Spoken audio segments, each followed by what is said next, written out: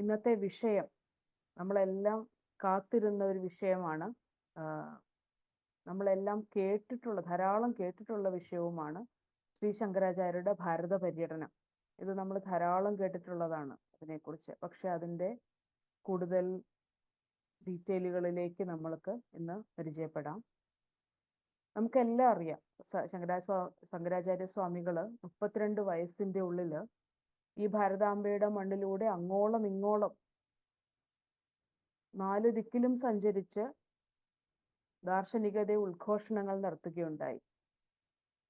പരസ്പരം വിഘടിച്ചും വിമർശിച്ചും അഴുക്കുപുരണ്ടും കീറിപ്പറഞ്ഞും കിടന്നിരുന്ന ഭാരതമെന്ന ഈ പട്ടുവസ്ത്രത്തിന്റെ ഊടും പാവും നെയ്തെടുത്ത് അദ്വൈത സിദ്ധാന്തത്തിന്റെ ദാർശനികതയെ ശുദ്ധി ചെയ്ത് ഭാരതത്തിന്റെ സ്വത്വം എന്ന ധ്വജമാക്കി മാറ്റി. ആ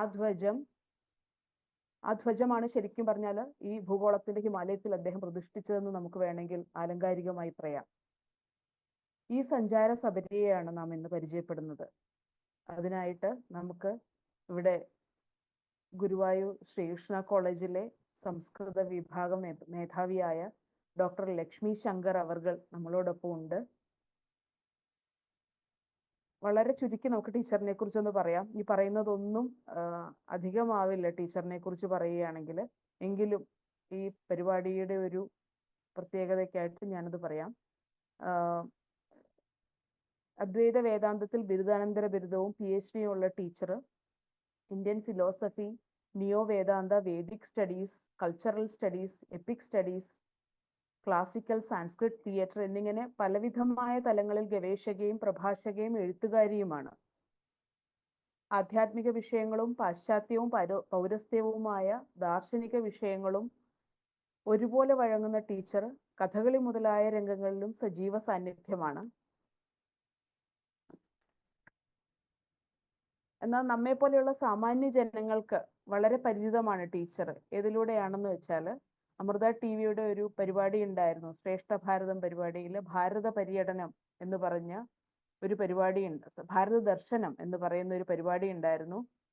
ശ്രീ തുറവൂർ വിശ്വംഭരൻ എന്ന ജ്ഞാന തേജസ്സിനൊപ്പം ശ്രേഷ്ഠ ഭാരതം പരിപാടിയുടെ നിറസാന്നിധ്യമായിരുന്നു ടീച്ചർ. ടീച്ചറിനെ ഈ പരിപാടിയിലേക്ക് സ്വാഗതം ചെയ്യുന്നു. നമസ്തേ ടീച്ചർ. ടീച്ചറിന്റെ വാക്കുകൾക്കായിട്ട് നമുക്കിപ്പോൾ കാതോർക്കാം. ഓം ശ്രുതിസ്മൃതിപുരാണാനാമാലയം കരുണാലയം നമാമി ഭഗവത്പാദശങ്കരം ലോകശങ്കരം. സജ്ജനങ്ങൾക്ക് നമസ്കാരം. യോഗക്ഷേമ സഭയുടെ വനിതാ സഭ സംഘടിപ്പിക്കുന്ന, സംസ്ഥാന കമ്മിറ്റി സംഘടിപ്പിക്കുന്ന ഈ പ്രഭാഷണ പരമ്പര അത് പല വിഷയങ്ങളിൽ വളരെ കാലമായി നടന്നു വരുന്ന ഭാരതീയ സംസ്കാരത്തെ പുതിയ തലമുറയ്ക്ക് പരിചയപ്പെടുത്തുക എന്ന ഉദ്ദേശത്തോടു കൂടിയിട്ട് വളരെ കാലമായി നടന്നു വരുന്ന ഒരു വലിയ സപര്യയുടെ ഒരു ഭാഗമാണ്. ശ്രീ ശങ്കരാചാര്യ ഭഗവത്പാദരെ അദ്ദേഹത്തിന്റെ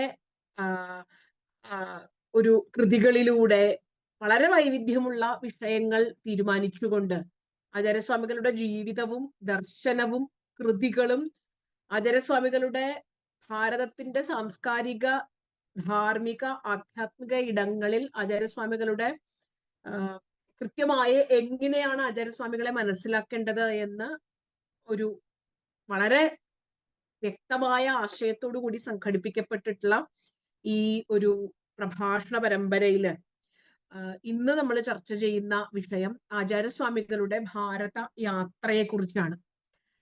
നമുക്ക് എല്ലാവർക്കും അറിയാവുന്നതുപോലെ ശ്രീശങ്കര ദിഗ്വിജയം എന്ന് പ്രസിദ്ധമായ വിദ്യാരണ്യസ്വാമികളുടെ കൃതി തന്നെ ഉണ്ട്. ശ്രീമത് ശങ്കര ദിഗ്വിജയം, ശ്രീശങ്കര ദിഗ്വിജയം എന്ന ആചാര്യസ്വാമികളുടെ ദിഗ്വിജയ യാത്രയെ കുറിച്ചുള്ള ചിന്തകൾ അടങ്ങുന്നത്.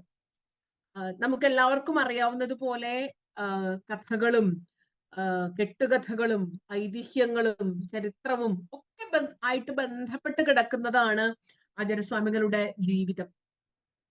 അതെന്തുമായിക്കൊള്ളട്ടെ, അതില് പണ്ഡിതർക്കിടയിലും ചരിത്രകാരന്മാർക്കിടയിലും ഗവേഷകർക്കിടയിലും ഒക്കെ വ്യത്യസ്തങ്ങളായ അഭിപ്രായങ്ങളൊക്കെ ഉണ്ടായേക്കാം ആചാര്യസ്വാമികളുടെ ജന്മത്തെ സംബന്ധിച്ചും കാലത്തെ സംബന്ധിച്ചും ഒക്കെ. 7-ാം നൂറ്റാണ്ട് AD 788 എന്ന് നമ്മൾ സാമാന്യമായി കാലമൊക്കെ പറയുന്നു. അതൊക്കെ അത്തരം വിഷയങ്ങൾ ഇവിടെ ചർച്ച ചെയ്യുന്നുണ്ട്, വളരെ ഗൗരവമായി തന്നെ ചർച്ച ചെയ്യുന്നുണ്ട്. പക്ഷേ അതിനൊക്കെ അതീതമായിട്ട് ആചാര്യ ശങ്കരാചാര്യ ഭഗവത് പാദർ ഭാരതത്തെ മുഴുവൻ സമന്വയിച്ചുകൊണ്ട്, ഭാരതത്തിന് ഭൂമിശാസ്ത്രപരമായ ഒരു അതിരുണ്ട് എന്ന് നമുക്കറിയാം. പക്ഷേ നമ്മുടെ ദേശീയത എന്ന് പറയുന്നത് ഈ ഭൂമിശാസ്ത്രപരമായ അതിർത്തികളിൽ പെടുന്നതല്ല, മറിച്ച് ലോകത്തിന്റെ എല്ലായിടങ്ങളെയും ഉൾക്കൊള്ളുന്ന തരത്തിൽ ദാർശനികമായി സമന്വയിപ്പിക്കുക, ദാർശനികമായി അതിനൊരു തിട്ടമുണ്ടാക്കുക. ലോകത്തെവിടെയും ഭാരതത്തിന്റെ ദാർശനിക ചിന്തയോട് ആശയപരമായി യോജിക്കാൻ കഴിയുന്നവൻ ഭാരതീയൻ തന്നെയാണ്. ഭാരതം എന്ന ഭൂമിശാസ്ത്രം അതിർവരമ്പിട്ട ഒരു പ്രദേശത്തിനപ്പുറത്ത് ദർശനത്തിന്റെ ചിന്തയുടെ ഒരു പരിധിയില്ലാത്ത ഒരു ജാലകങ്ങൾ തുറന്നിടുകയായിരുന്നു ഭാരതം എന്ന വിശാലമായ ഭൂമികയ്ക്ക് ആചാര്യസ്വാമികൾ. അപ്പോ ദിഗ്വിജയം എന്നത് വളരെ കൃത്യമായ അർത്ഥത്തിൽ തന്നെയാണ് പ്രയോഗിച്ചിട്ടുള്ളത്. ഭാരതത്തിന്റെ ദാർശനിക കരുത്ത് ലോക ദാർശനികതയുടെ ഒരു കൊടുമുടി പൊക്കത്തിലേക്ക് ആചാര്യസ്വാമികൾ നടന്നു കയറിയ, ഭാരതത്തിന്റെ ദാർശനിക കരുത്തുമായി ലോക ദാർശനികതയിലേക്ക് നടന്നു കയറിയ ഒരു പ്രതിഭാസത്തെയാണ് നമ്മൾ ആചാര്യസ്വാമികളുടെ ഭാരതയാത്ര എന്നതുകൊണ്ട് ഉദ്ദേശിക്കുന്നത്.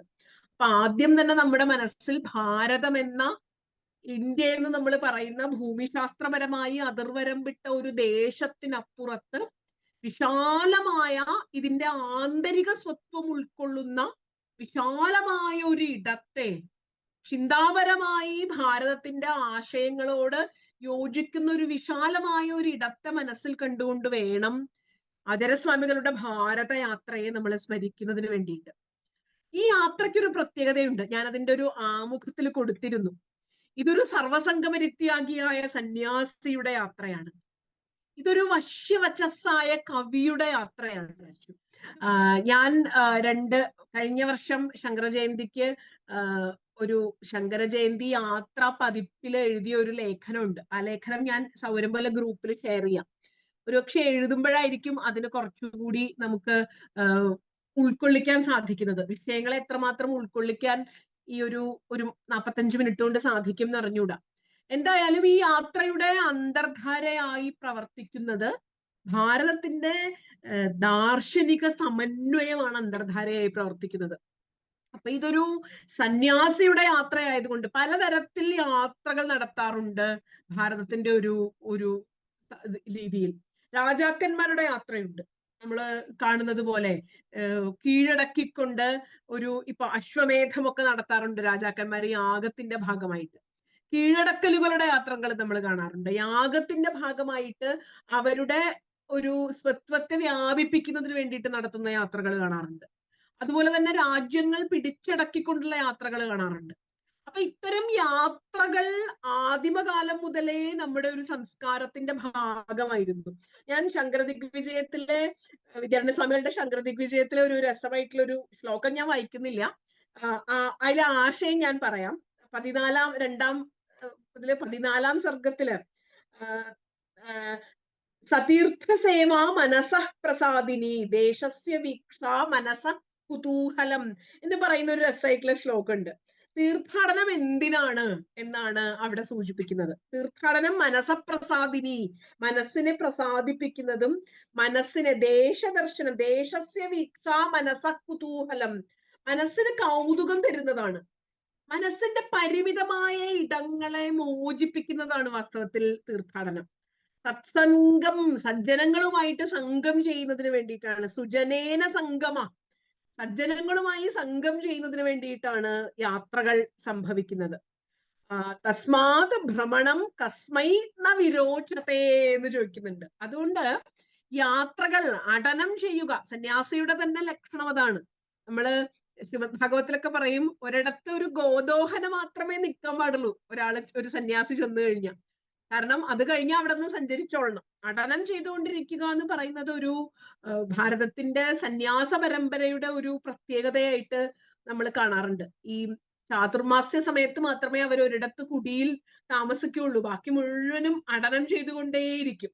അപ്പോ മനസ്സിന്റെ പ്രസാദത്തിന് വേണ്ടിയിട്ട് നമ്മുടെ പരിമിതമായ മനസ്സിന്റെ ഇടങ്ങളിൽ നിന്നും, ഇന്നത്തെ ഒരു ഭാഷയെ പറഞ്ഞ ഒരു കംഫർട്ട് സോൺ ബ്രേക്കിംഗ് എന്നൊക്കെ പറയില്ലേ, ആ അർത്ഥം തന്നെയാണ് മനസ്സിന്റെ ചുരുങ്ങിയ ഇടത്തിൽ നിന്നും വിശാലമായ ഇടത്തേക്ക് കൊണ്ടുപോകുന്നതിന്, സുജനങ്ങളുമായിട്ടുള്ള സംഗമം ഉണ്ടാക്കുന്നതിന്, അനർത്ഥങ്ങളെ ഇല്ലാതാക്കുന്നതിനൊക്കെ യാത്ര സ്വീകരിക്കാറുണ്ട് ഋഷിമാര്. അപ്പൊ അത്തരത്തിലൊരു സർവസംഘപരിത്യാഗിയായ സന്യാസിയുടെ യാത്രയാണിത്.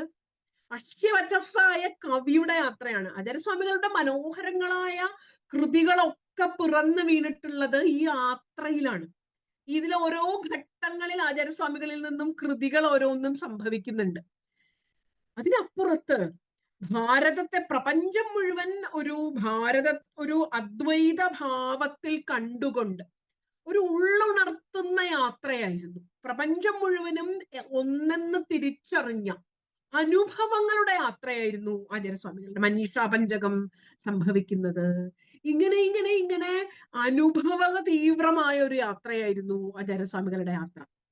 അതിനപ്പുറത്ത് ഭാരതത്തിന്റെ പ്രോജ്വലമായ ദാർശനിക പെരുമ, അദ്വൈതത്തിന്റെ സാരം വിളംബരം ചെയ്തുകൊണ്ടുള്ള ഒരു വേദാന്ത ഡിണ്ടിമം നടത്തിക്കൊണ്ടുള്ള ഒരു യാത്രയായിരുന്നു. വാദിച്ച് ആശയങ്ങൾ കൊണ്ടുള്ള ഒരു യാത്രയായിരുന്നു. അപ്പൊ ഇതിനൊരു ഭൗതികമായ യാത്ര എന്ന അർത്ഥം മാത്രമല്ല ആചാര്യസ്വാമികളുടെ യാത്രക്കുള്ളത്. ഇതിന്റെ സ്വത്വം എന്ന് പറയുന്നത്, ഇതിന്റെ അന്തർധാരയായി വർത്തിക്കുന്നത്, ഇതൊരു ഉള്ളിൽ നടക്കുന്ന യാത്ര കൂടിയാണ്. ഇതൊരു ആത്മീയമായ യാത്ര കൂടിയാണ്. ഇതൊരു ദാർശനികമായ യാത്ര കൂടിയാണ്. അപ്പൊ യാത്ര എന്ന ഭൗതിക അർത്ഥത്തിനപ്പുറത്ത് ആചാര്യസ്വാമികളുടെ യാത്ര ഒരു ഭാരതത്തിന്റെ ആത്മീയ സ്വത്വം തേടിയുള്ള ഒരു യാത്രയാണ്. അതുകൊണ്ട് തന്നെ ഏതൊരു ആചാര്യസ്വാമികളെ പഠിക്കാൻ ആഗ്രഹിക്കുന്ന ഒരു വ്യക്തി ആത്യന്തികമായി ചെയ്യേണ്ടത് ഒരു ശങ്കരായനം തന്നെയാണ് ചെയ്യേണ്ടത്. ആചാര്യസ്വാമികളുടെ പഥങ്ങളിലൂടെ, അത് ശാരീരികമായി സാധിക്കുകയാണെങ്കിൽ അങ്ങനെ, ആചാര്യസ്വാമികൾ സഞ്ചരിച്ച ഇടങ്ങളിലൂടെ സഞ്ചരിച്ച് ആചാര്യസ്വാമികളെ മനനം ചെയ്ത് ധ്യാനിച്ച് തപസ് ചെയ്തുകൊണ്ടുള്ള ഒരു യാത്ര ഒരു ഭാരതീയ ദർശനങ്ങളിൽ അഭിരമിക്കുന്ന ഒരു സാധകനെ സംബന്ധിച്ചിടത്തോളം, ഒരു വിദ്യാർത്ഥിയെ സംബന്ധിച്ചിടത്തോളം, അയാളുടെ വിദ്യാഭ്യാസ ജീവിതം പൂർത്തീകരിക്കുന്നതിനു മുൻപ് ഒരു ശങ്കരായനം അദ്ദേഹം നടത്തിയിരിക്കണം. ഈ കാലടിയിൽ നിന്ന് ആരംഭിച്ച് ശാരദാപീഠത്തിലെ, കിഷൻഗംഗയിലെ ശാരദാപീഠത്തിൽ സർവജ്ഞപീഠാരോഹിതനായി കേദാരനാഥത്തിലെ വിദുരമായ കേദാരനാഥ സ്ഥലികളിലേക്ക് സമന്വയിക്കുന്ന കാലം വരെയുള്ള ആചാര്യസ്വാമികളുടെ ഒരു യാത്ര. നമുക്കറിയാം, 8-ാം വയസ്സിൽ കാലടിയിൽ നിന്ന് ആരംഭിച്ചതാണ് ഈ യാത്ര. ഈ ജ്ഞാനസഞ്ചാരത്തിന്റെ മഹാത്ഭുതം. ഭൗതികമായ അർത്ഥത്തിൽ ഞാൻ പറഞ്ഞു, ഈ യാത്രയ്ക്ക് 2 തലങ്ങളുണ്ട്. ഇതിന് ഭൗതികമായ ഒരു യാത്ര എന്നും അർത്ഥമുണ്ട്. ആചാര്യസ്വാമികളുടെ വഴികളിലൂടെ ഒരു സാധകൻ നടത്തുന്ന ആത്മസഞ്ചാരം കൂടിയാണിത്.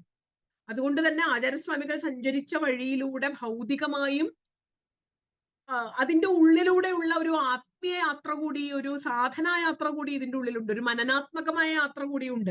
അന്വേഷണത്തിന്റെ യാത്ര കൂടി ഇതിന്റെ പിന്നിലുണ്ട് എന്ന് തോന്നുന്നു.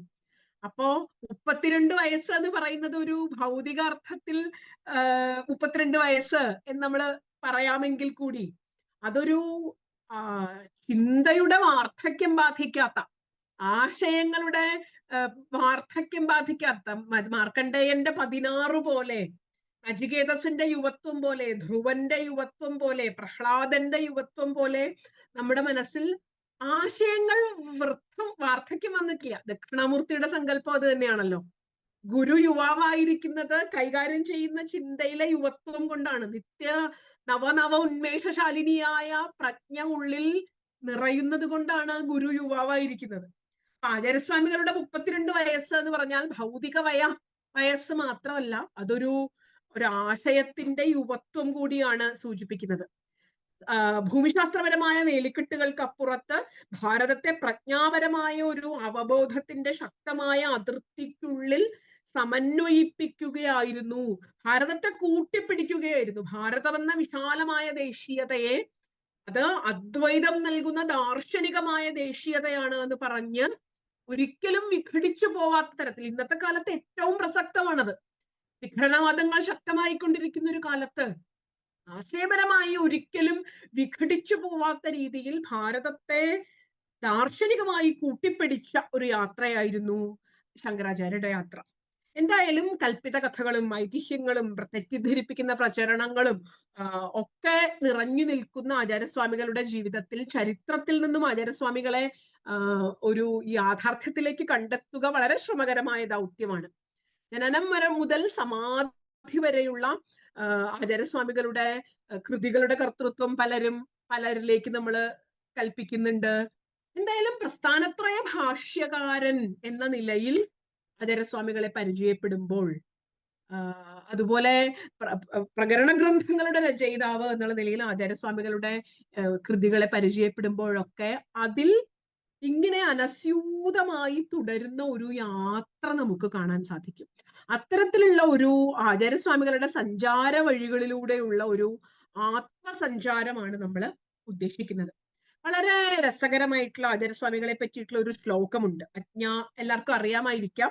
അജ്ഞാനാന്തർഗ്രഹണപതിതാൻ ആത്മവിദ്യോപദേശൈ ത്രാതും ലോകാൻ ഭവതവശിഖാ താപപാപച്യമാനാൻ മുക്ത്വാ മൗനം വടവിടപിതനോർ മൂലതോ നിസ്സരന്തി ശംഭോർമൂർത്തി ശരതി ഭുവനേ ശങ്കരാചാര്യരൂപ എന്ന്.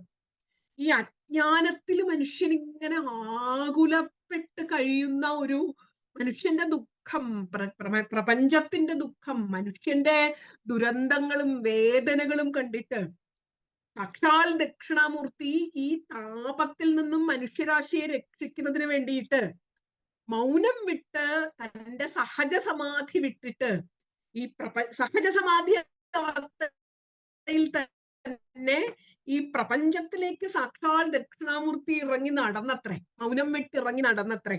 ആ യാത്രയായിരുന്നു വാസ്തവത്തിൽ ശങ്കരയാത്ര. ആ ദക്ഷിണാമൂർത്തി മൗനം വിട്ട് ആ വടവിടപിതനുവിൽ വടവൃക്ഷത്തിന്റെ ചോട്ടിൽ നിന്നും ദക്ഷിണാമൂർത്തി മൗനം വിട്ട് ശംഭോർമൂർത്തി ശരതി ഭുവനേ ശങ്കരാചാര്യരൂപ, അങ്ങനെ ഒരു യാത്രയാണ് നമ്മൾ കാണുന്നത്.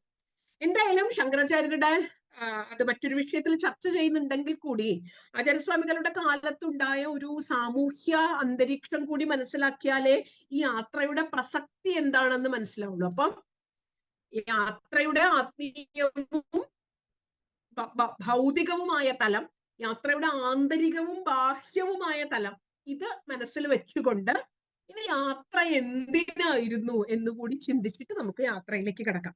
നമുക്കറിയാം, അക്കാലത്തെ ഒരു സനാതന സംസ്കൃതിയുടെ വൈദിക ധർമ്മത്തിന്റെ പ്രവൃത്തി മാർഗവും നിവൃത്തി മാർഗവും കൂടി പരസ്പരം പൂരിപ്പിച്ചിരുന്ന ദ്വിവിധോഹി വേദോക്തോ ധർമ്മം, ആചാര്യസ്വാമികൾ തന്നെ പറയുന്നതാണ്. പ്രവൃത്തി ലക്ഷണോ നിവൃത്തി ലക്ഷണശ്ച ജഗത സ്ഥിതി കാരണം എന്നാ പറഞ്ഞിരുന്നത് ഈ ധർമ്മത്തെ.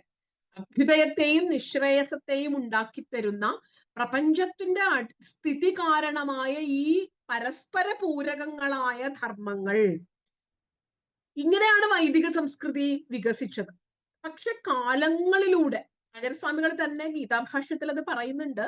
ദീർഘകാലം കൊണ്ട് ഒരു ആശയത്തെ പിന്തുടരുന്നവർ ദീർഘേണ കാലേണ അനുഷ്ഠാതൃണാം കാമോദ്ഭവാത്, ദീർഘകാലം ഒരു സാംസ്കാരികമോ ധാർമ്മികമോ എന്തൊരു വലിയ ഉദ്ദേശത്തിൽ തുടങ്ങിയ ഒരു ആശയമായാലും അത് അനുഷ്ഠിക്കുന്നവരുടെ നിസ്സാരമായ കാമം, എന്തൊരു ഉദ്ദേശത്തിലാണോ ആരംഭിച്ചത്, കാലം കൊണ്ട് അതിനൊരു മനുഷ്യരുടെ നിസ്സാരമായ കാമം അതിൽ ഇടപെട്ടു പോകും.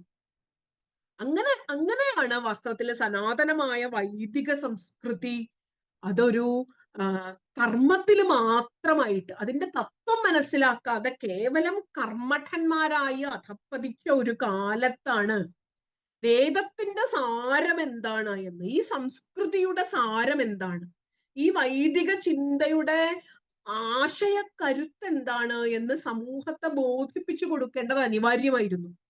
പ്രത്യേകിച്ചും വിശാലമായ അഹിംസയുടെയും മനുഷ്യ സ്നേഹത്തിന്റെയും പ്രതീകമായി അക്കാലത്ത് ജൈന സമ്പ്രദായങ്ങൾ വികസിക്കുന്നു.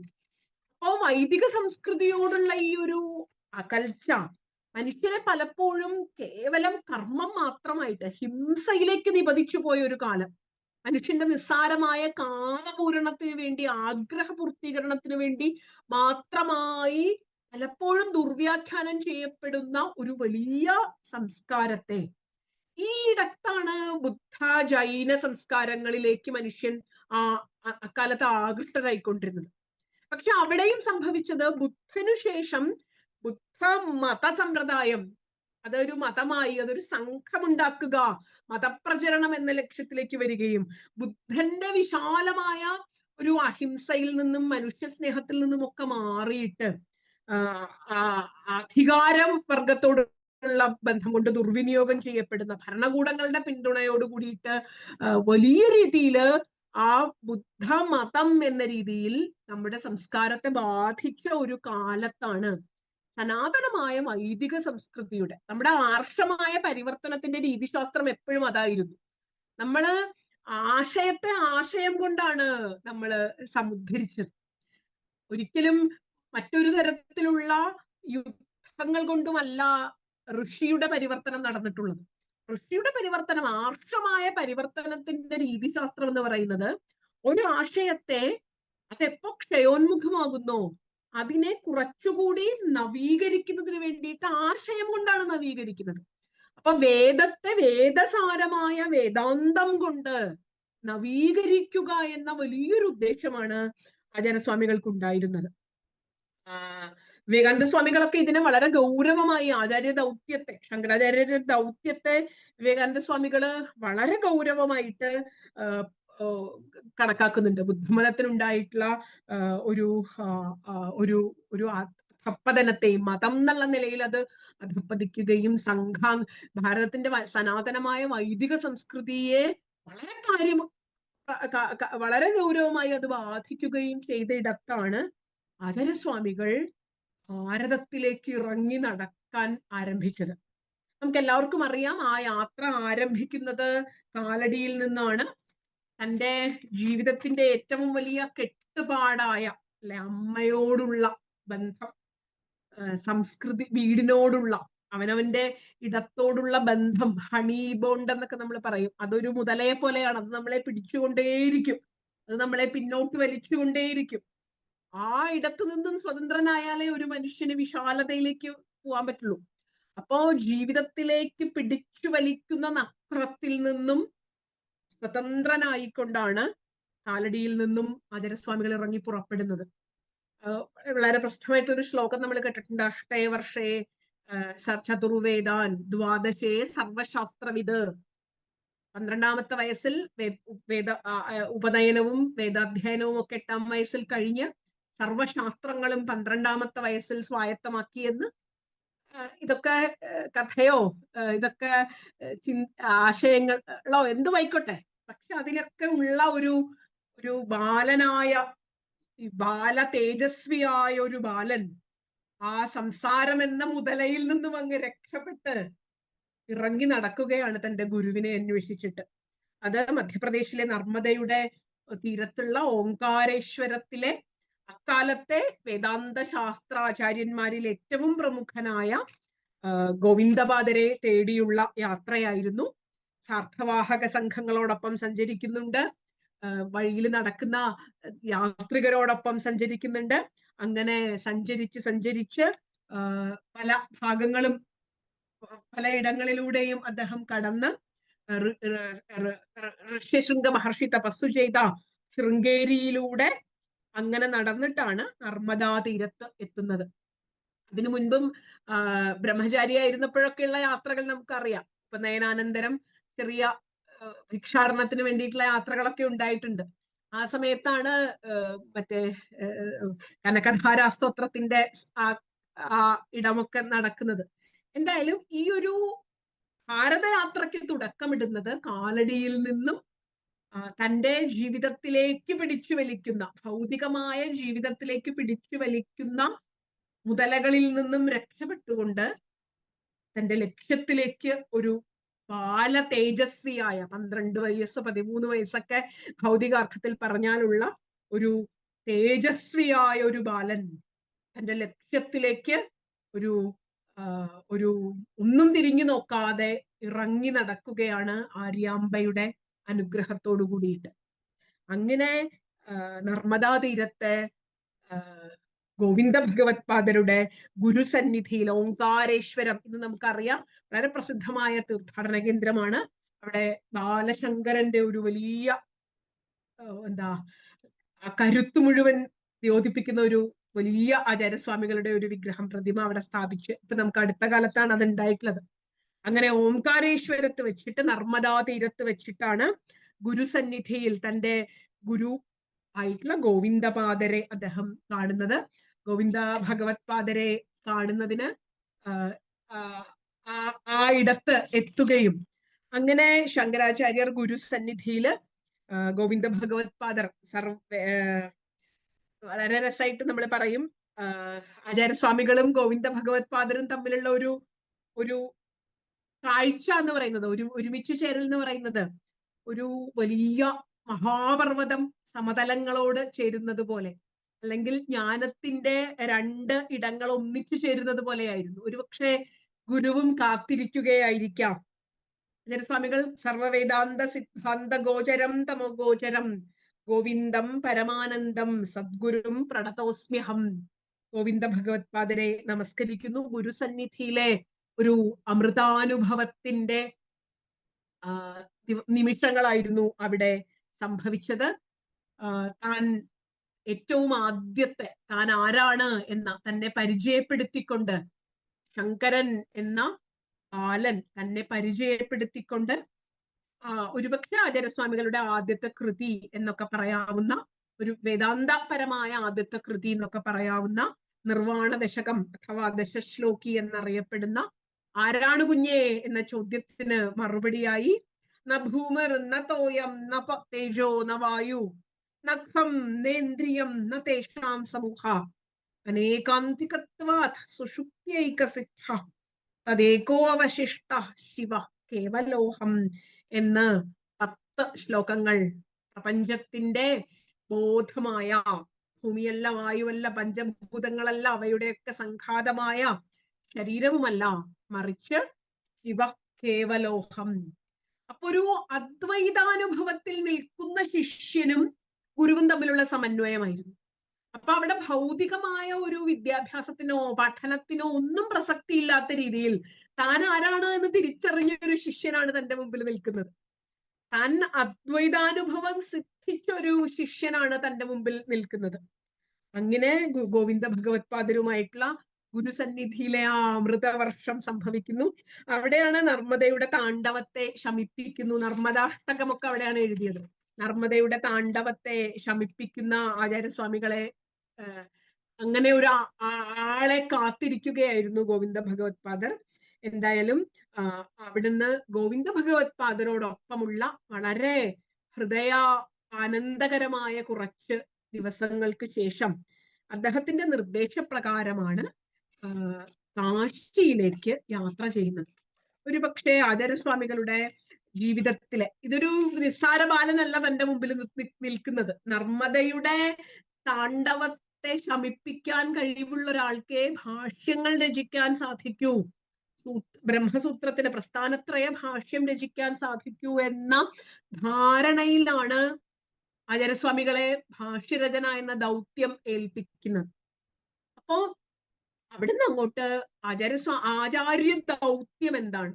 പ്രധാനപ്പെട്ട ദൗത്യം വേദാന്തസാരം, വേദം കറന്നെടുത്ത അമൃത് എന്താണ് എന്ന്, അത് വേദാന്തമാണെന്നും വേദാന്തത്തെ പല തലങ്ങളിൽ പ്രചരിച്ചിരുന്ന വേദാന്ത ചിന്തയെ കൃത്യമായ ഒരു സമ്പ്രദായത്തിലേക്ക് കൊണ്ടുവന്നുകൊണ്ട് അതിനൊരു ദാർശനികമായ ഘടന, ഒരു സമ്പ്രദായ ശുദ്ധി ഉണ്ടാക്കുന്ന രീതിയിൽ ദാർശനികമായ വേദാന്ത ഘടനയെ ഉറപ്പിക്കുന്നതിന് വേണ്ടിയിട്ട് പ്രസ്ഥാനത്രയ ഭാഷ്യം എന്ന വലിയ ഉത്തരവാദിത്തം ആണ് ശങ്കര ദൗത്യത്തിൽ, ഈ യാത്രയുടെയും പ്രധാന ലക്ഷ്യം അതാണ്, ശങ്കര ദൗത്യത്തിൽ ഒന്നാമതായി ഉണ്ടായിരുന്നത്.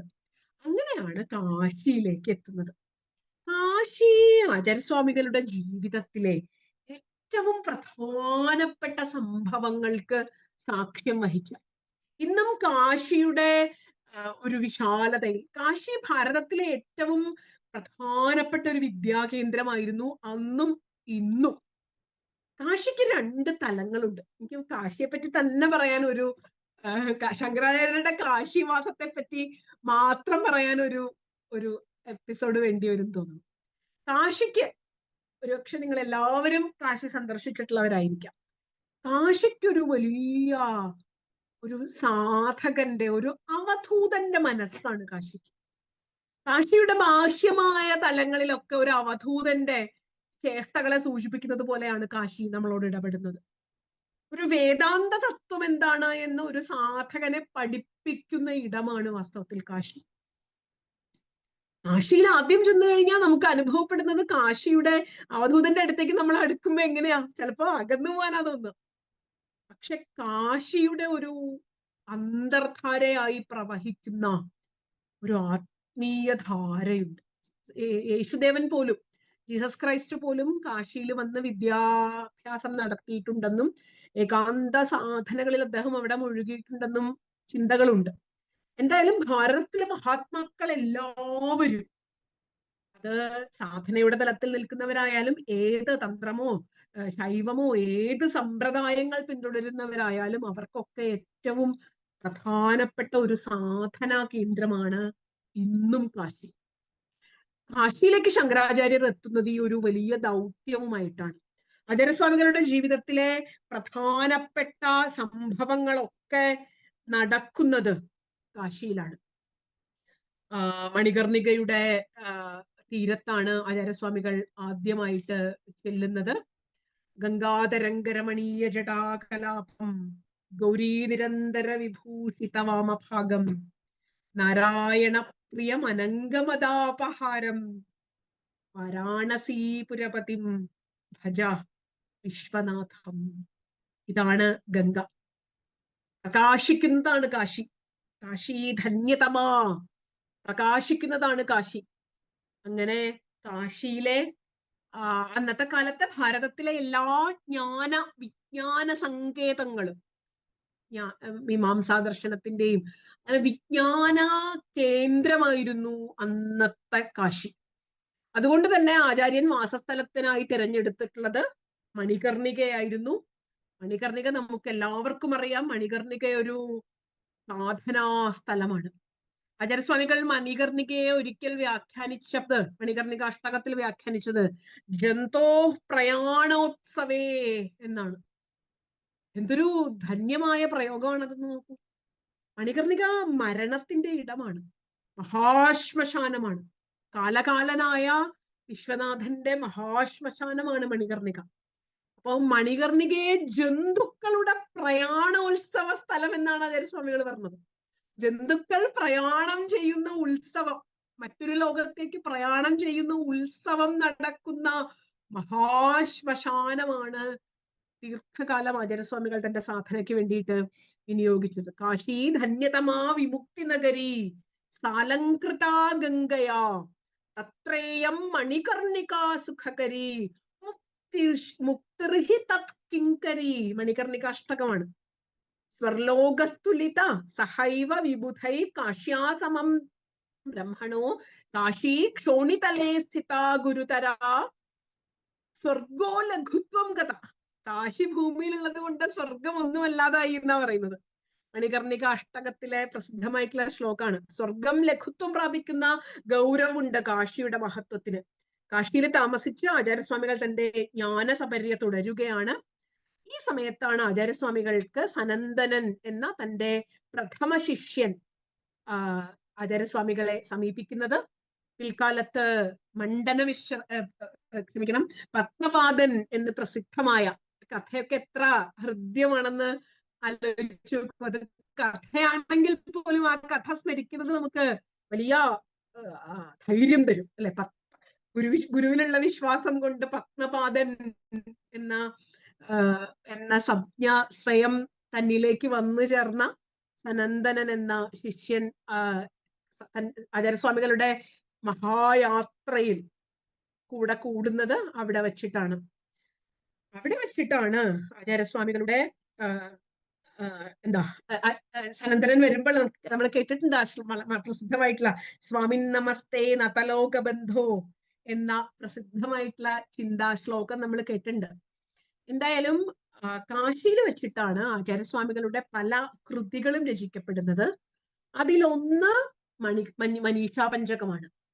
മനീഷാ പഞ്ചകത്തിന് പ്രേരകമായ ഒരു വളരെ ഹൃദ്യമായ ഒരു കഥാപശ്ചാത്തലമുണ്ട്.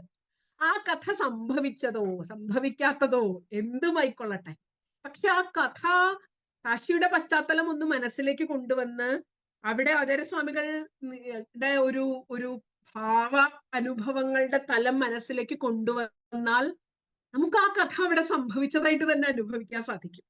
മണികർണികയിൽ നിന്നും ആചാര്യസ്വാമികൾ അന്നപൂർണയിലേക്ക്, അവിടെ വെച്ചിട്ടാണ് അന്നപൂർണ, നിത്യാനന്ദകരി, വരാഭയകരി, ഇതൊക്കെ കാശീപുരാധീശ്വരി, ഭിക്ഷാന്തേഹി കൃപാവലംബനകരി, മാതാന്നപൂർണേശ്വരി എന്ന കൃതികളൊക്കെ അവിടെ വെച്ചാണ് എഴുതുന്നത്.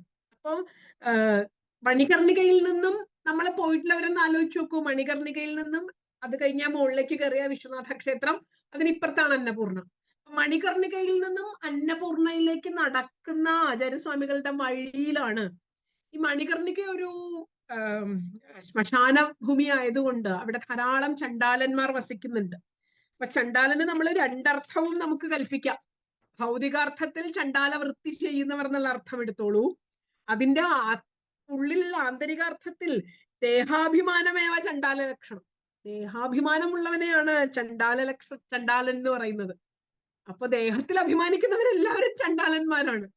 അതുകൊണ്ട് ആചാര്യസ്വാമികളെ പറയുന്നത് തത്വ ദൂരതത്വ, അത് ദൂരെ കളഞ്ഞിട്ട് ബ്രഹ്മീഭൂയ കൃതീഭവ എന്ന് പറയാറുണ്ട്.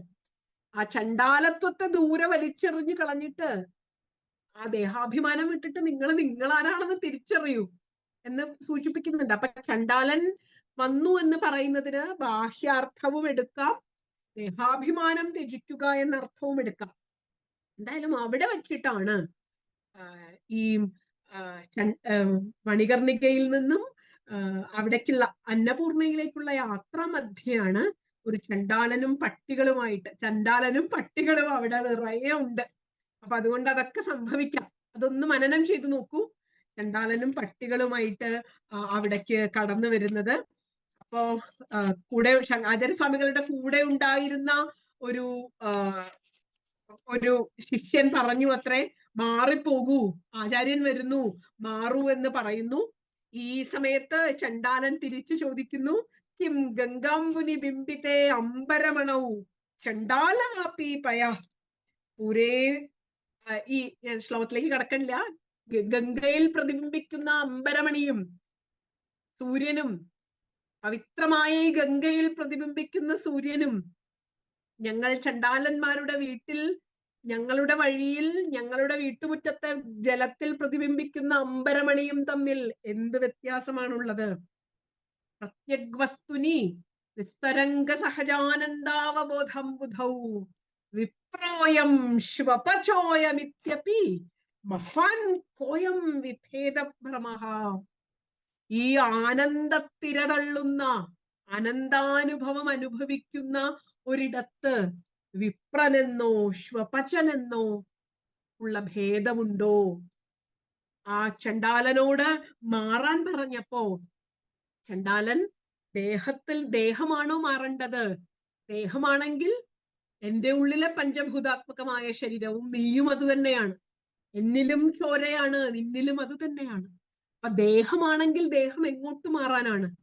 ഇനി ചൈതന്യമാണ് മാറാൻ പറ്റുമെങ്കിൽ ചൈതന്യത്തെ മാറ്റാൻ സാധിക്കുമോ എന്ന് ചോദിക്കുകയും എന്തൊരു അത്ഭുതമാണ് എന്ന് ഭാവാത്മകമായ ഒരു തലത്തിൽ ചണ്ടാലനിൽ നിന്നും ഒരു ചോദ്യമുണ്ടായപ്പോ വിപ്രനെന്നും ശ്വപചനെന്നുമുള്ള ഭാവഭേദമുണ്ടാകുന്നു. അതെത്ര വിഡ്ഢിത്തമാണ് എന്ന് ചോദിച്ചപ്പോ ഇതാണ് ഒരു തരത്തിൽ ഭാരതീയ ദാർശനിക സാരം എന്ന് പറയുന്നത്. ഇതാണ് ഭാരതം ലോകത്തോട് വിളിച്ചു പറഞ്ഞുകൊണ്ടേയിരുന്നത്.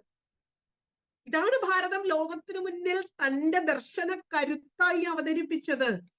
ഏത് ശാസ്ത്ര സാങ്കേതിക യുഗത്തിലും ഭാരതത്തിന്റെ ദാർശനിക കരുത്ത് ഇത് തന്നെയായിരുന്നു. ഇവിടെ വൈവിധ്യങ്ങളുണ്ട്, ഇവിടെ വ്യത്യസ്തതകളുണ്ട്, ഇവിടെ പല തലങ്ങളിലുള്ള മനുഷ്യരുടെയും ജീവികളുടെയും ജീവിതങ്ങളുണ്ട്.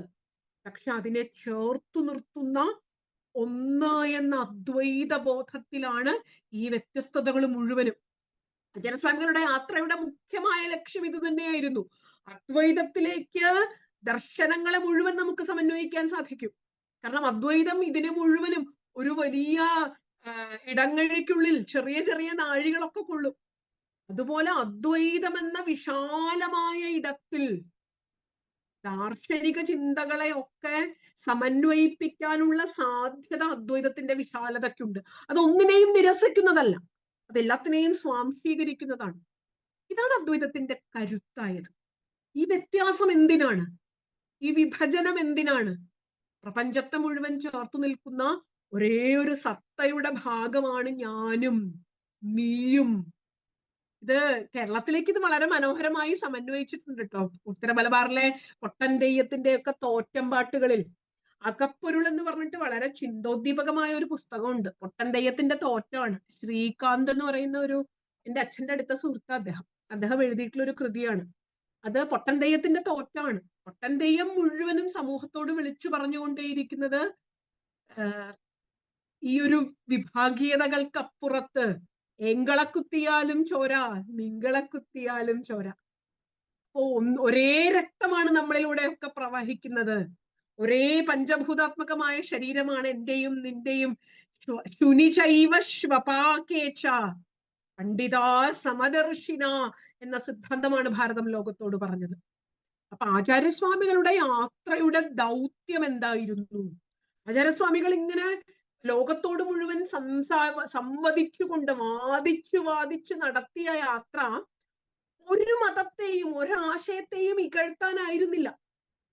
മറിച്ച് ഇതാണ് ഭാരതത്തിന്റെ ദാർശനികമായ കരുത്ത് എന്ന് വിളംബരം ചെയ്തുകൊണ്ടുള്ള യാത്രയായിരുന്നു. അപ്പൊ ഋഷിയുടെ പരിവർത്തന യാത്ര എന്ന് പറയുന്നത് അത് സമന്വയത്തിന്റെ യാത്രയാണ്. അത് വിഘടനത്തിന്റെ യാത്രയല്ല. അത് വിജയിക്കേണ്ട യാത്രയല്ല. അഥവാ വാദിച്ച് ജയിക്കേണ്ട യാത്രയല്ല. അത് അറിഞ്ഞ് ആവിഷ്കരിക്കേണ്ട യാത്രയാണ്. അപ്പൊ അതുകൊണ്ട് ഈ യാത്ര ഭൗതികമായി സംഭവിച്ചില്ല എന്ന് പറഞ്ഞാൽ കൂടി ഇത് ഭാരതീയന്റെ മനസ്സുകളിൽ സംഭവിക്കുന്നുണ്ട് ഓരോ നിമിഷവും. എന്തായാലും ഈ ഒരു ചണ്ടാല വീതിയിലുള്ള ജലവും ഒന്ന് തന്നെയല്ലേ? അതുകൊണ്ട് എന്തിനാണ് ഈ വൈവിധ്യം ഈ ഇതെന്ന് ചോദിക്കുമ്പോ, അങ്ങനെ ചോദിച്ച ഒരു ചണ്ടാലന്റെ മുന്നിൽ ഈ മഹാഋഷിയുടെ പ്രണാമമാണ്. ഈ മഹാഋഷിയുടെ, ഭാരതത്തിന്റെ ഋഷി പരമ്പരയുടെ പ്രണാമമാണ് നമ്മൾ മനീഷാ പഞ്ചകത്തിലൂടെ കാണുന്നത്. നമ്മള് ഒരു വറ്റെടുത്ത് നോക്കിയാ അതിന്റെ മുഴുവനും അറിയാൻ പറ്റുമെന്ന് പറയില്ലേ? അതുപോലെ ആചാര്യസ്വാമികളുടെ പ്രസ്ഥാനത്രയ ഭാഷ്യങ്ങളിൽ നിന്നോ ഇതുപോലത്തെ പ്രകരണ ഗ്രന്ഥങ്ങളിൽ നിന്നോ ഒന്നെടുത്താൽ മതി, അതിലറിയാൻ പറ്റും ഭാരതത്തിന്റെ കരുത്തെന്താണെന്ന്. അങ്ങനെ ആ ചണ്ടാലനെ നമസ്കരിച്ചുകൊണ്ട് ചണ്ടാലോസ്തു സതുദ്വിജോസ്തു ഗുരുരിത്യേഷാ മനീഷാ മമ. ഈ ആത്മബോധമുള്ളവൻ ചണ്ടാലനാണെങ്കിലും അദ്ദേഹം ചണ്ടാലനാണെങ്കിലും ദ്വിജനാണെങ്കിലും എനിക്ക് ഗുരുവാണ് എന്ന് പറഞ്ഞിട്ടുള്ള ഒരു സാഷ്ടാംഗ നമസ്കാരമാണ് നമ്മൾ അവിടെ കാണുന്നത്. അങ്ങനെ മണികർണികയിൽ നിന്നും സംഭവിച്ച അതിമനോഹരമായ ഒരു കൃതിയായിരുന്നു മനീഷാ പഞ്ചകം. അവിടുന്ന് അന്നപൂർണയെ, വിശാലാക്ഷിയെ ഒക്കെ ആചാര്യസ്വാമികൾ സന്ദർശിക്കുന്നു. പ്രസിദ്ധമായ സ്തോത്രകൃതികൾ, അത് നിത്യാനന്ദകരി, വരാഭയകരി, സൗന്ദര്യരത്നാകരി, തീർത്ഥൂതാഖില ഘോരപാവനികരി, പ്രത്യക്ഷ മാഹേശ്വരി, ത്രാലേയാചല വംശപാവനകരി, കാശീപുരാധീശ്വരി, ഭിക്ഷാം ദേഹി കൃപാവലംബനകരി, മാതാന്നപൂർണേശ്വരി. ഇങ്ങനെ ഈ സ്തോത്രകൃതികളൊക്കെ സംഭവിക്കുന്നത് അവിടെയാണ്. കാശിയിൽ നിന്നും ആചാര്യസ്വാമികൾ കാശിയിലെ വളരെ ശാന്തമായ സാധനാവാസത്തിനു ശേഷം കാശിയിൽ നിന്നും ഹിമഭൂമിയിലേക്ക് സഞ്ചരിക്കുകയാണ്. ഹരിദ്വാരം, നമ്മൾ ഇന്ന് ഭാരതത്തിന്റെ തീർത്ഥകേന്ദ്രങ്ങൾ എന്ന് പറയുന്ന എല്ലായിടത്തും ഇവിടെയൊക്കെ ചെല്ലുമ്പോൾ സംഭവിക്കുന്നത് അവിടെ അവിടുത്തെ രാജാക്കന്മാർ ചിലർ ആചാര്യസ്വാമികളെ സ്വീകരിക്കാൻ വരുന്നു. ആചാര്യസ്വാമികളോടൊപ്പം ആചാര്യസ്വാമികൾക്ക് എല്ലാ സൗകര്യവും ചെയ്തു കൊടുക്കുന്നു. ശിഷ്യന്മാരോട് കൂടിയിട്ട് ശാസ്ത്ര പ്രവചനങ്ങൾ നടത്തിക്കൊണ്ട് അവിടെ കഴിച്ചുകൂട്ടുന്നു. പലപ്പോഴും വാദമുഖങ്ങളുമായിട്ട് ആചാര്യ ചിന്തകളോട് യോജിക്കാത്ത അക്കാലത്ത് ഭാരതത്തിൽ പ്രബലമായി നിന്നിരുന്ന പല ദാർശനിക ഉപാസനാ മാർഗങ്ങളും പിന്തുടർന്നിരുന്നവർ ഇവിടെയൊക്കെ ആചാര്യസ്വാമികളുടെ അടുത്തേക്ക് വരുന്നു. അല്ലെങ്കിൽ അവരുടെ വിദ്യാകേന്ദ്രങ്ങളിലേക്ക് ആചാര്യസ്വാമികൾ പോകുന്നു. അവരുമായി ആശയ സംവാദത്തിൽ ഏർപ്പെടുന്നു. അദ്വൈതത്തിന്റെ ആശയക്കരുത്ത് ആ ദർശനങ്ങളുമായി യോജിക്കുകയോ വിയോജിക്കുകയോ ചെയ്യുന്ന തരത്തിൽ സുദീർഘമായ സംഭാഷണങ്ങൾ ഉണ്ടാകുന്നു. ഇങ്ങനെ ഒരു സമന്വയം സാധിച്ചുകൊണ്ടാണ് ഓരോ ഇടത്തു നിന്നും ആചാര്യസ്വാമികൾ സഞ്ചരിച്ചിരുന്നത്. അത് ഓരോന്നും ഓരോ ഇടത്തും ഓരോ സംഭവങ്ങൾ ഉണ്ട്. അത് നമുക്ക് വിസ്തരിക്കാൻ സമയമില്ലാത്തത് കൊണ്ട് ഇങ്ങനെയാണ് ഒരു യാത്രയുടെ പൊതുവെ ഒരു തലം ഉണ്ടായിരുന്നത്. മറ്റൊരു തലം എന്ന് പറയുന്നത് ഒരുപക്ഷെ ബുദ്ധ സമ്പ്രദായത്തിന്റെ ഒക്കെ ഒരു അമിതമായ ബുദ്ധമതത്തിന്റെ ശ്രീബുദ്ധന്റെ അല്ല കേട്ടോ, അത് എനിക്ക് പലപ്പോഴും അതൊരു വൈദികം എന്ന് തന്നെ പറയാൻ തോന്നാത്തതിന് കാരണം അത് അവരുടെ പ്രമാണ ഗ്രന്ഥങ്ങൾ മറ്റൊന്നായിരുന്നു. വേദബാഹ്യമായ ഒരു ചിന്തയായിരുന്നു ബുദ്ധ ജൈന സിദ്ധാന്തങ്ങളെ നയിച്ചിരുന്നത്. അതുകൊണ്ട് പക്ഷെ നമ്മളെ എതിർക്കുക എന്ന ഉദ്ദേശം ഒരിക്കലും ശ്രീബുദ്ധന്റെ കാലത്തുണ്ടായിരുന്നില്ല. പിന്നീടുള്ള ബുദ്ധന് ശേഷം ഉണ്ടായിരുന്ന ചിന്തകളിലാണ് വളരെ വ്യത്യസ്തമായ ആശയങ്ങളുമായി രൂപപ്പെടുന്നത് എന്ന് തോന്നുന്നു. എന്തായാലും ആ ബുദ്ധ സമ്പ്രദായത്തിന്റെ ഒരു അതിപ്രസരം കൊണ്ട് ഭാരതത്തിലെ പല ക്ഷേത്രങ്ങളും പല ഉപാസനാ പദ്ധതികളും ഇല്ലാതായിക്കൊണ്ടിരുന്നു. ക്ഷേത്രങ്ങൾ നശിച്ചിരുന്നു. അത് മാത്രല്ല ബുദ്ധമതം പിന്നീട് നമ്മൾ ഇപ്പൊ നേപ്പാളിലൊക്കെ പോയി കഴിഞ്ഞാൽ നമുക്ക് കാണാവുന്ന പല തരത്തിലുള്ള അന്ധവിശ്വാസങ്ങളിലേക്ക്, അനാചാരങ്ങളിലേക്ക് നിപതിച്ച ഒരു മതമായി മാറി. അപ്പൊ അത്തരത്തിലുള്ള ബ്ലാക്ക് മാജിക്കുകള്, അത്തരത്തിലുള്ള ചില ഗൂഢസമ്പ്രദായങ്ങളിലേക്ക് നമ്മുടെ പല ഇടങ്ങളും മാറിയപ്പോ അവിടെയൊക്കെ സനാതന സംസ്കാരത്തെ, വൈദിക സംസ്കാരത്തെ കൊണ്ടുവരിക, നമ്മുടെ ഉപാസനാ പദ്ധതിയുടെ സാത്വികമായ ഉപാസനാ പദ്ധതിയെ കൊണ്ടുവരിക, താമസികമായ ഉപാസനാ പദ്ധതിയിൽ നിന്നും സാത്വിക ഉപാസനാ പദ്ധതിയിലേക്ക് കൊണ്ടുവരിക. ഈ ശ്രീനഗരത്തില് നമ്മള് ഈ ദേവപ്രയാഗിൽ നിന്നും സഞ്ചരിച്ചു വരുമ്പോഴാണ് ഈ ഹിമഭൂവിലേക്ക് ശങ്കരാചാര്യർ കയറിയിട്ട് ദേവപ്രയാഗ്, അവിടെ മാർക്കണ്ഡേയ മഹർഷിയുടെ തപസ്ഥാനമായ വില്വകേദാരം, ഇവിടെ നിന്നൊക്കെ നടന്ന് എത്തിയിട്ട് ആചാര്യസ്വാമികള് ശ്രീനഗരത്തിൽ എത്തുന്നുണ്ട്. കാശ്മീരിലെ ശ്രീനഗരമല്ല, നമ്മൾ ദേവപ്രയാഗിൽ നിന്ന് വരുമ്പോൾ ഒരു ശ്രീനഗരം കാണാം. പല യാത്രാ സംഘങ്ങളും ഇന്നും താമസിക്കുന്നത് അവിടെയാണ്. അവിടെ അടുത്താണ് ഈ പിപ്പൽകോട്ട് എന്ന് പറയുന്ന പിപ്പലാദന്റെ കഥയുമായിട്ടൊക്കെ ബന്ധപ്പെട്ട സ്ഥലം. എന്തായാലും അവിടെ വെച്ചിട്ട് ഈ ശ്രീനഗരത്തില് നരബലി നടക്കുന്ന ഒരു, അതായത് അത്തരത്തിലുള്ള ആചാരങ്ങളിലേക്ക് പോലും മനുഷ്യൻ പോയിരുന്നു. നരബലി നടക്കുന്ന ഒരു ക്ഷേത്രത്തിൽ നരബലി നടക്കുന്നു എന്നറിഞ്ഞിട്ട് ആചാര്യസ്വാമികൾ അത് നിർത്തിപ്പിച്ചു. അവിടുത്തെ ബലിപീഠത്തിൽ, അതൊരു ശ്രീചക്രമായിരുന്നു, പക്ഷെ അതിനെ നരബലിക്കുള്ള ബലിപീഠമായി ഉപയോഗിച്ച് കണ്ട് ക്രുദ്ധനായ ശങ്കരാചാര്യര് ആ ബലിപീഠം അവിടെ നിന്ന് ഇളക്കി അത് ഗംഗയിലേക്ക് നിക്ഷേപിച്ചിട്ട് ആചാര്യസ്വാമികൾ ചെയ്തത് അവിടെ ദിവ്യമായ വൃക്ഷങ്ങൾ വെച്ചു പിടിപ്പിച്ചു. ഫലവൃക്ഷങ്ങൾ, ദിവ്യമായ ഫലവൃക്ഷങ്ങൾ വെച്ചു പിടിപ്പിച്ച് ആ നരബലി കൊണ്ട് ഉണ്ടായ ഒരു അസമത്വത്തെ, അല്ലെങ്കിൽ അവിടെ ഉണ്ടായ ഒരു വളരെ നെഗറ്റീവായിട്ടുള്ള ഒരു ഊർജ പ്രസരത്തെ, ഫലവൃക്ഷങ്ങൾ, വീണ്ടും ജീവിതം തളർക്കുന്ന ഫലവൃക്ഷങ്ങൾ വെച്ചു പിടിപ്പിക്കുകയായിരുന്നു ശ്രീനഗരത്തിൽ ചെയ്തത്. ഇപ്പോഴും നമുക്ക് കാണാം ആചാര്യസ്വാമികൾ പോയ ക്ഷേത്രമൊക്കെ ഇന്നും സംരക്ഷിക്കപ്പെട്ടിട്ടുണ്ട്.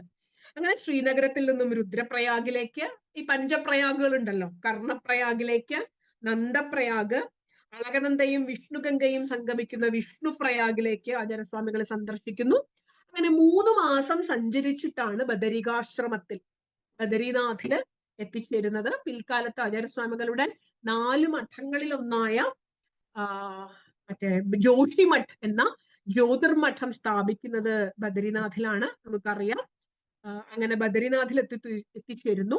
അവിടെ വ്യാസതീർത്ഥത്തിൽ ആചാര്യസ്വാമികൾ താമസിക്കുന്നു.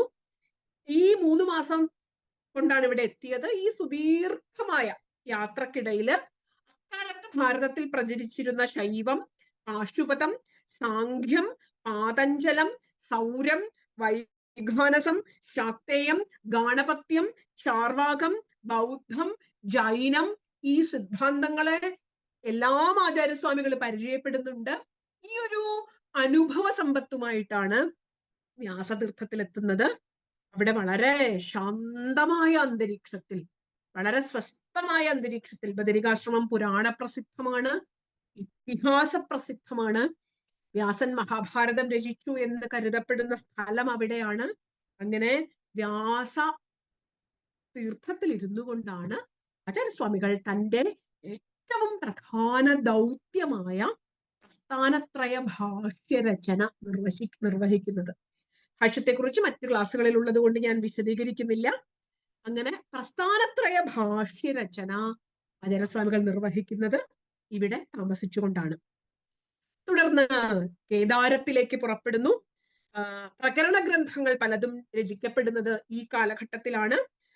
ഉത്തമരായ ജിജ്ഞാസുക്കൾക്ക് വേണ്ടിയിട്ട്, സാധാരണക്കാരായ ജിജ്ഞാസുക്കൾക്ക് വേണ്ടിയിട്ട് സ്തോത്രഗ്രന്ഥങ്ങൾ രചിച്ചപ്പോ ഉത്തമരായ ജിജ്ഞാസുക്കൾക്ക് വേണ്ടിയിട്ട് വിവേക ചൂടാമണിയും ഉപദേശ സഹസ്രിയും സർവവേദാന്ത സിദ്ധാന്ത സാരസംഗ്രഹവും ആത്മബോധവും അപരോക്ഷാനുഭൂതിയും ഒക്കെ രചിക്കുന്നത് ഈ കാലഘട്ടത്തിലാണ്. കേദാരനാഥത്തെ ആചാര്യസ്വാമികള്, അവിടുത്തെ ശാന്തമായ ഇടത്തെ ആചാര്യസ്വാമികൾ ഹൃദയത്തിൽ തന്നെ സ്വാംശീകരിച്ചിരുന്നു.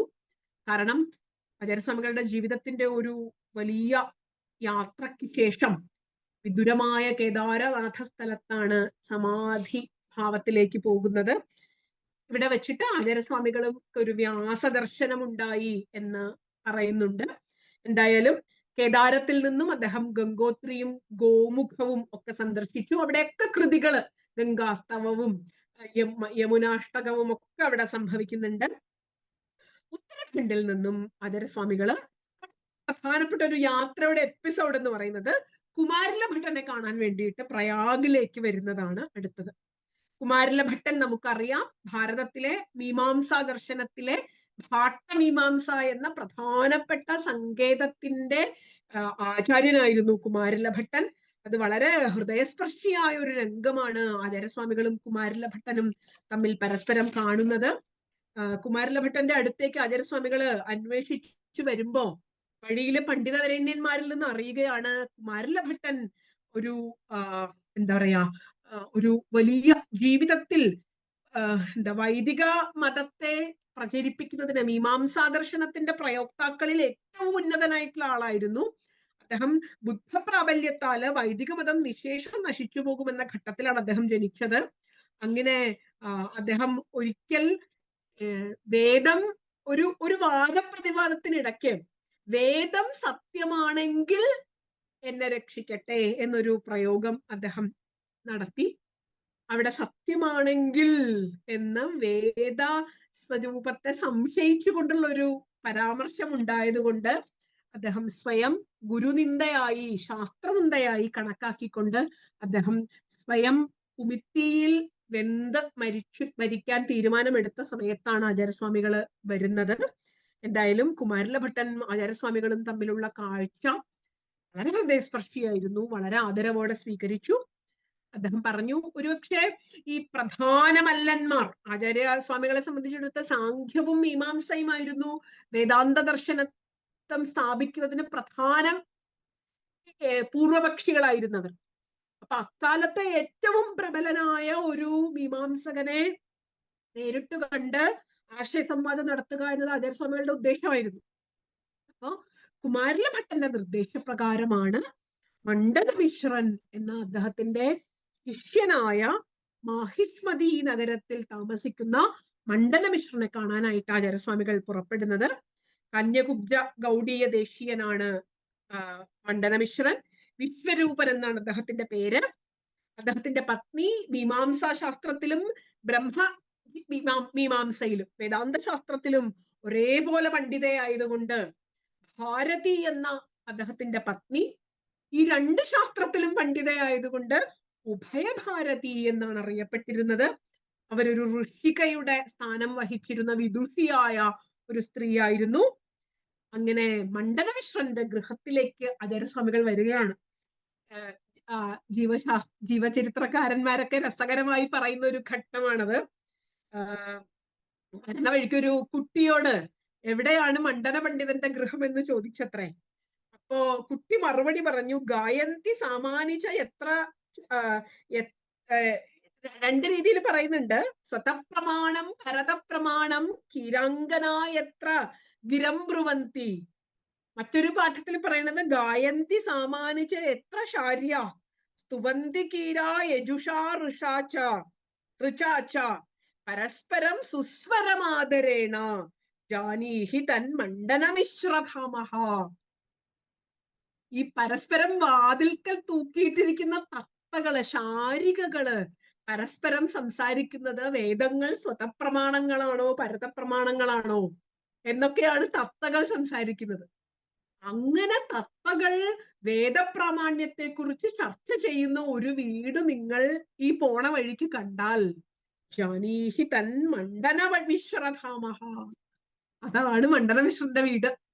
അപ്പൊ ഒരു വീടിന് ലക്ഷണം പറഞ്ഞു കൊടുക്കുന്നത് നോക്കൂ. ആ വീട് ഏതാന്ന് ചോദിക്കുമ്പോ അവിടെ ശാസ്ത്രപ്രമാണം ചർച്ച ചെയ്യുന്ന ഒരിടമാണെങ്കിൽ അതാണ് മണ്ഡന പണ്ഡിതന്റെ വീട് എന്ന് പറഞ്ഞു കൊടുക്കുന്നു.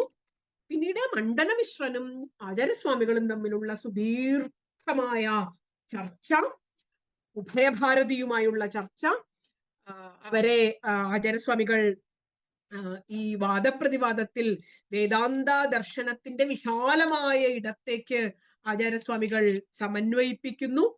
വളരെ വിശദമായ ചർച്ചയാണ് അവർ തമ്മിൽ നടക്കുന്നത്. അങ്ങനെ വിശ്വരൂപൻ എന്ന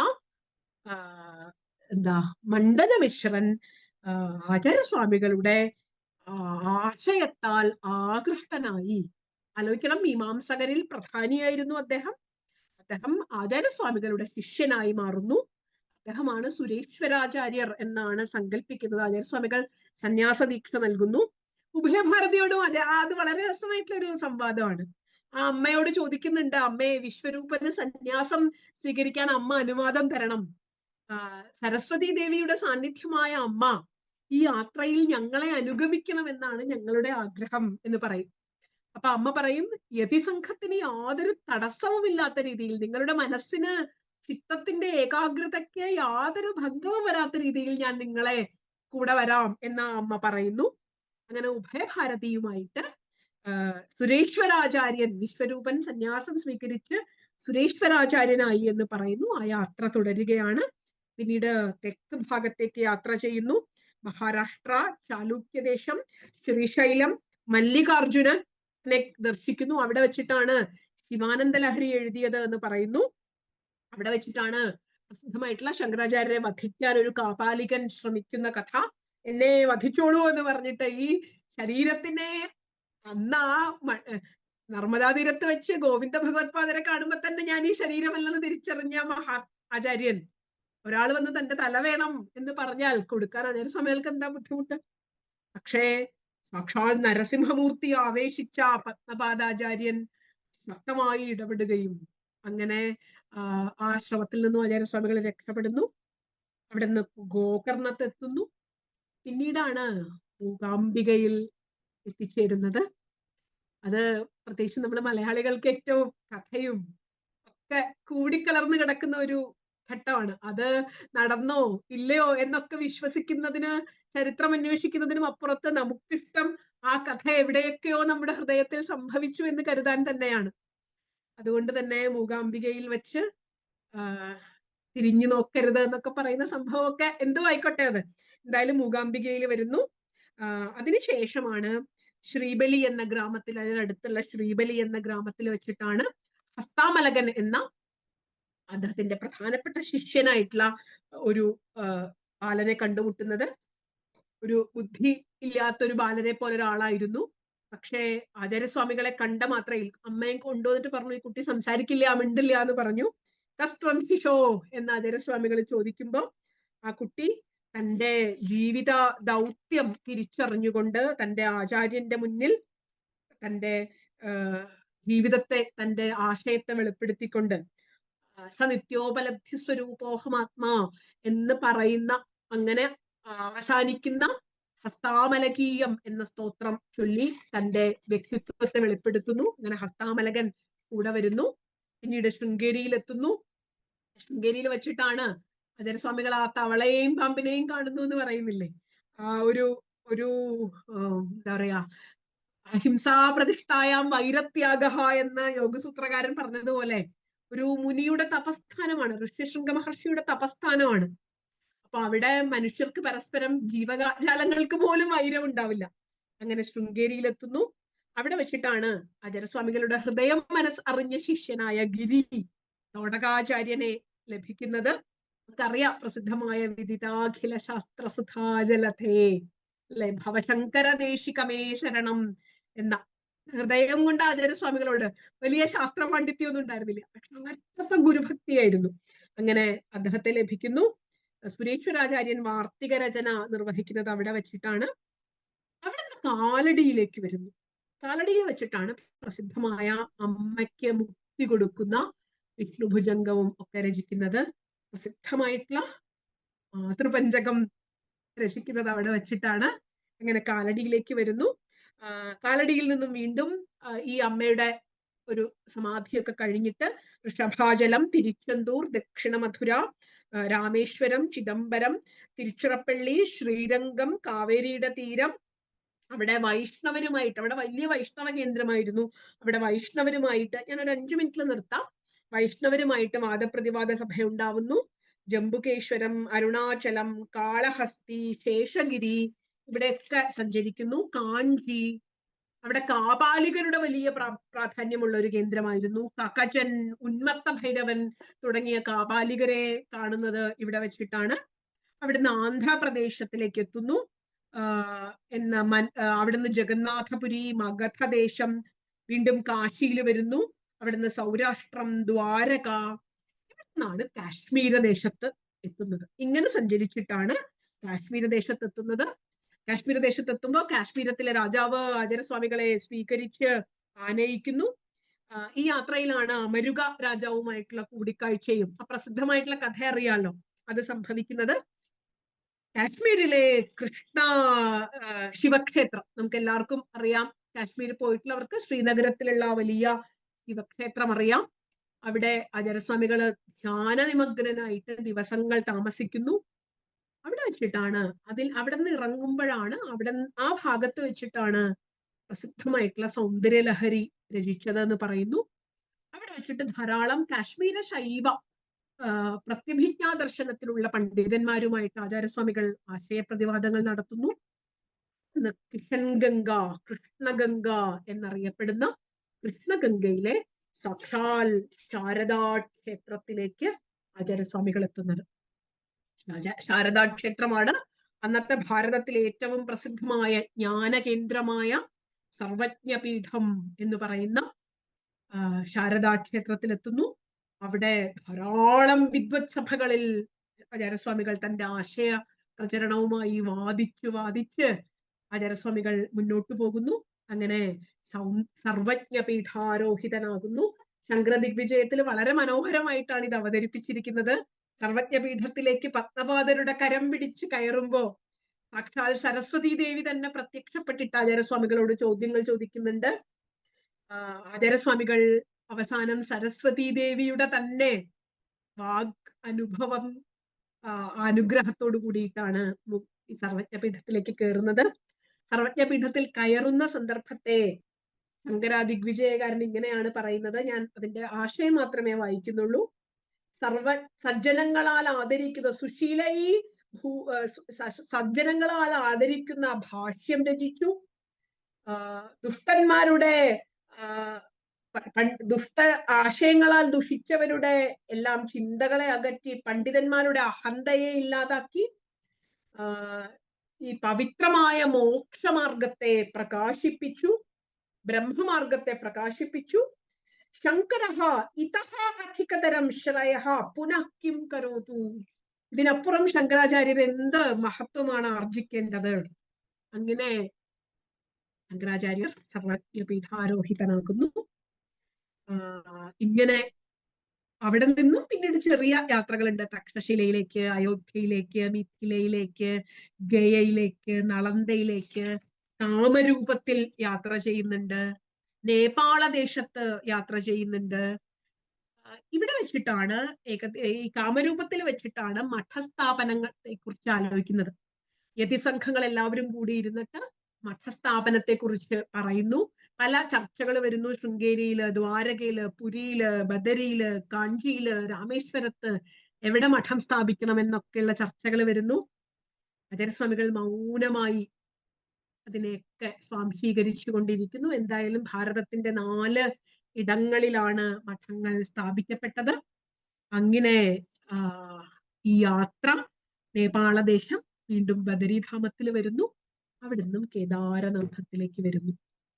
വിദുരമായ കേദാരനാഥത്തിന്റെ ഇടങ്ങളിലേക്ക് ആചാര്യസ്വാമികൾ നടന്നു കയറി എന്നാണ് പറയുന്നത്.